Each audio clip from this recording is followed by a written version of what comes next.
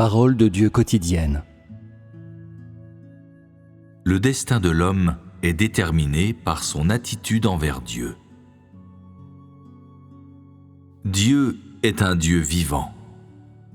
Et tout comme les personnes performent différemment dans des situations différentes, l'attitude de Dieu envers ses performances est différente, parce qu'il n'est pas une marionnette ni de l'air. Apprendre à connaître l'attitude de Dieu est une quête digne pour l'humanité. Les personnes devraient savoir, en connaissant l'attitude de Dieu, comment elles peuvent connaître le tempérament de Dieu et peu à peu comprendre son cœur. Quand tu en viendras à comprendre le cœur de Dieu peu à peu, tu ne sentiras pas que la crainte de Dieu et l'éloignement du mal sont des choses difficiles à accomplir. De plus, quand tu comprends Dieu, il est plus difficile pour toi de tirer des conclusions sur lui. Lorsque tu arrêtes de tirer des conclusions sur Dieu, tu es moins susceptible de l'offenser et inconsciemment, Dieu t'amènera à le connaître et ainsi tu auras la crainte de Dieu dans ton cœur.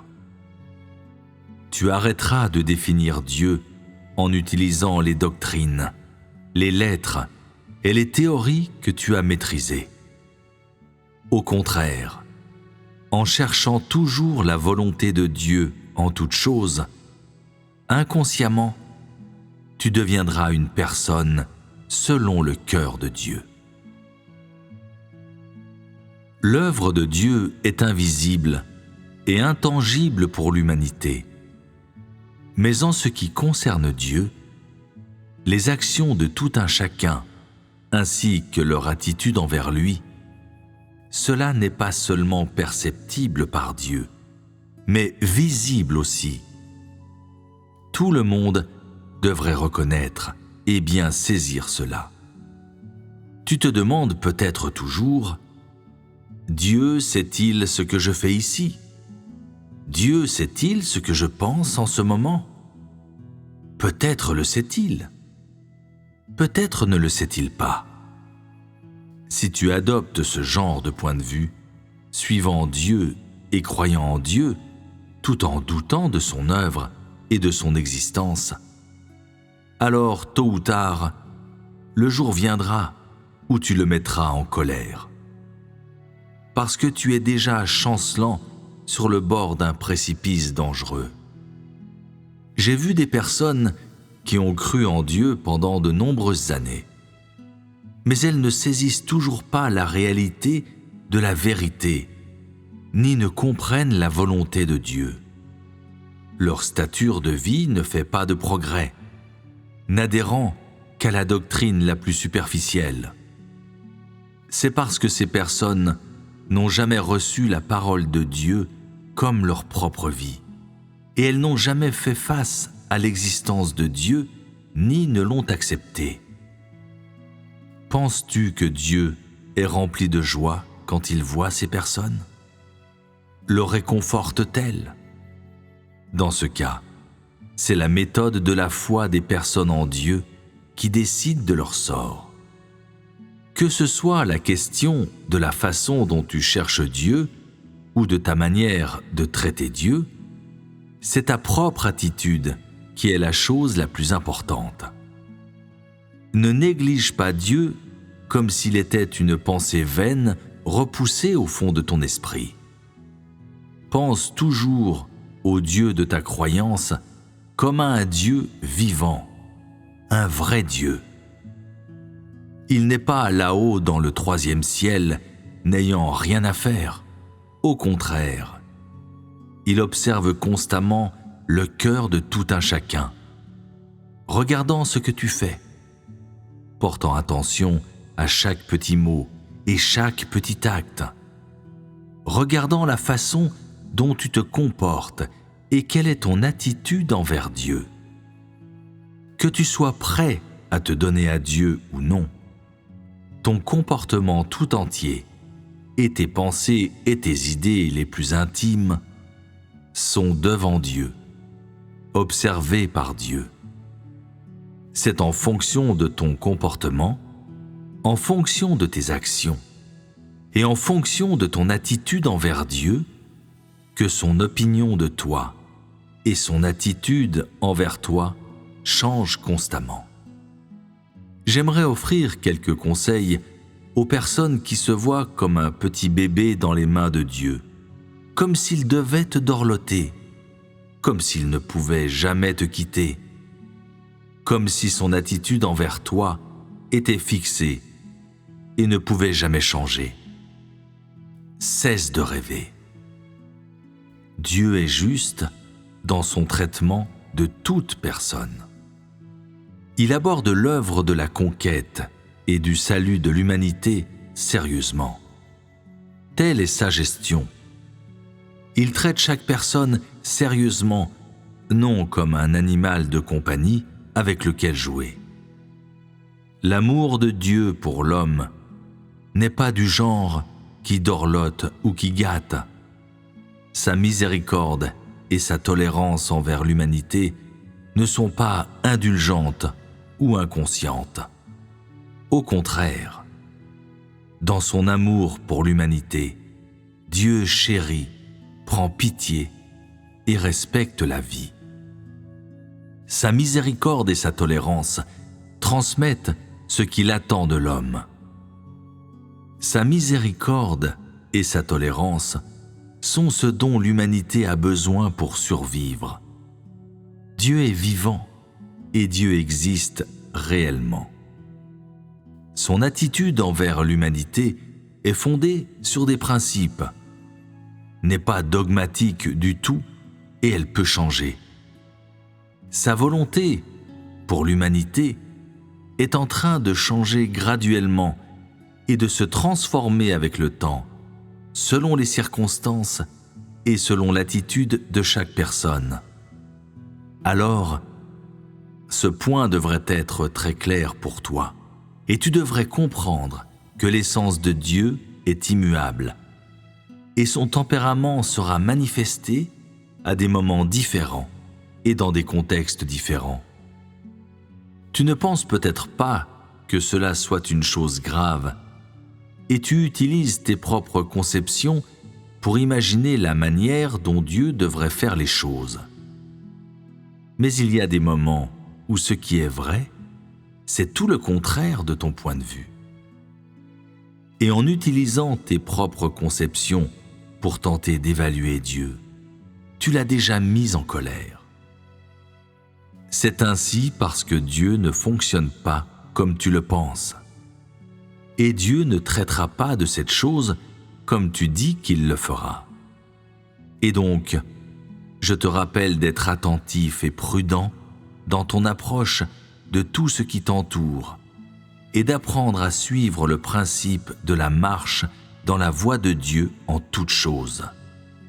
Craindre Dieu et s'éloigner du mal. Tu dois développer une bonne compréhension des questions de la volonté de Dieu et de l'attitude de Dieu. Cherche des gens éclairés qui te le communiqueront et cherche sincèrement.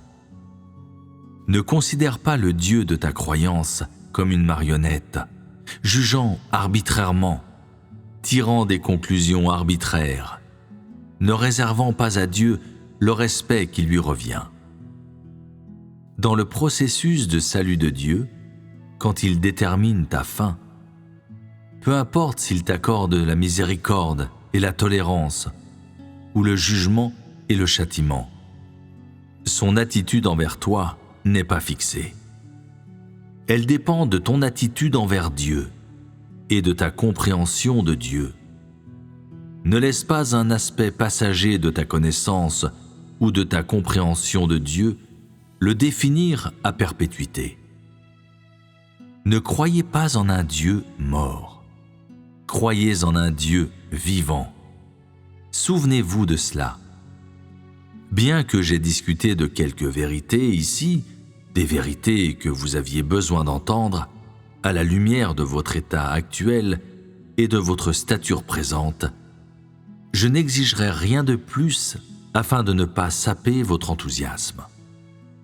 Cela pourrait rendre votre cœur beaucoup trop morne et vous faire sentir trop de déception envers Dieu. Au lieu de cela, j'espère que vous pourrez vous confier à l'amour pour Dieu dans votre cœur et avoir une attitude respectueuse envers Dieu en continuant sur le chemin devant vous. Ne traitez pas la question de la manière de traiter la croyance de Dieu à la légère. Traitez-la comme l'une des plus grandes questions qui soit. Placez-la dans votre cœur, mettez-la en pratique, reliez-la à la vie réelle. Ne lui offrez pas seulement un soutien de façade, car c'est une question de vie ou de mort. Elle déterminera ton destin. Ne la traitez pas comme une blague, comme un jeu d'enfant. Après avoir partagé ces mots avec vous aujourd'hui, je me demande quelle est la récolte de compréhension dans votre esprit. Y a-t-il des questions que vous souhaitez poser sur ce que j'ai dit ici aujourd'hui? Bien que ces sujets soient un peu nouveaux et un peu éloignés de vos perspectives, de ce que vous poursuivez et de ce à quoi vous prêtez attention habituellement, je pense qu'après une période de temps, depuis qu'ils vous auront été communiqués, vous développerez une compréhension commune de tout ce que j'ai dit ici. Comme ce sont de nouveaux sujets, des sujets auxquels vous n'avez jamais songé auparavant, j'espère qu'ils n'alourdiront pas votre fardeau. Je vous parle ainsi aujourd'hui, non pour vous faire peur, et non pour vous traiter, mais plutôt pour vous aider à comprendre la vérité du fait. Voilà mon intention.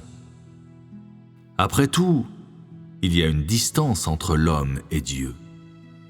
Bien que l'homme croie en Dieu, il n'a jamais compris Dieu. Il n'a jamais connu l'attitude de Dieu. L'homme n'a également jamais été enthousiaste dans son souci de l'attitude de Dieu. Au contraire, il a cru aveuglément. Il a procédé à l'aveuglette. Et il a été négligent dans sa connaissance et sa compréhension de Dieu. Donc, je me sens obligé d'éclaircir ces questions pour vous et de vous aider à comprendre quel genre de Dieu est ce Dieu en qui vous croyez, ce qu'il pense, ce qu'est son attitude dans son traitement de différents types de personnes, combien éloigné vous êtes de l'accomplissement de ses exigences, et la disparité entre vos actions et la norme qu'il exige. La raison pour vous transmettre cette connaissance est de vous donner un étalon à utiliser dans votre cœur et connaître le genre de récolte où vous a conduit votre chemin, ce que vous n'avez pas obtenu sur ce chemin et dans quel domaine vous ne vous êtes simplement pas engagé. Lorsque vous communiquez entre vous, vous parlez habituellement de quelques sujets fréquemment abordés. La portée est étroite et le contenu est très superficiel. Il y a une distance, un écart entre ce que vous discutez et la volonté de Dieu, entre vos discussions et la portée et la norme de l'exigence de Dieu. Procéder comme cela au fil du temps vous fera dévier de plus en plus de la voix de Dieu. Vous ne faites que prendre des paroles prononcées par Dieu et vous les transformez en objets de culte, en rituels et réglementations. C'est tout. En fait, Dieu n'a tout simplement pas de place dans votre cœur, et Dieu n'a jamais gagné votre cœur. Certaines personnes pensent que connaître Dieu est très difficile. C'est vrai, c'est difficile.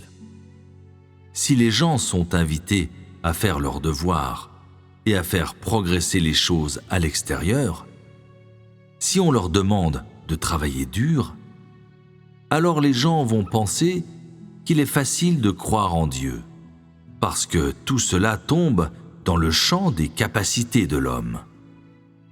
Pourtant, au moment où le thème change vers le sujet de la volonté de Dieu et de l'attitude de Dieu envers l'homme, alors les choses deviennent beaucoup plus difficiles en ce qui concerne tout le monde, car cela engage la compréhension que les gens ont de la vérité et leur entrée dans la réalité.